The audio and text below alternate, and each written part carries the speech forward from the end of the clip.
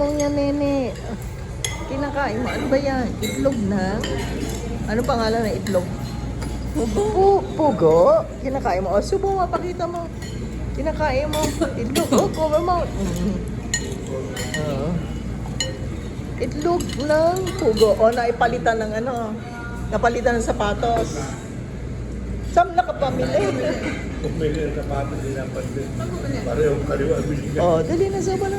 Ate, di ba meron ka ding binigay sa akin? Sapatos, di ba? Oo. Pinakita ko nga kay Ate Jenny. O, kaya nga, subo na. Subo. Ate, pinakita ko nga kay Ate Kaya nga, Jenny. subo nga. O, ano bang kinain natin? Ito, may tinapay, may gulay, soup, Ate, pinakita ko nga kay Ate Jenny. Ate, Shanghai, sweet and sour, may chicken, buttered, may fried rice. O, yung mga may gusto pa ng rice. ate, pinakita ko nga kay Ate Jenny. O, may gusto pa ng rice. O, chorizo rice yan eh. Grabe.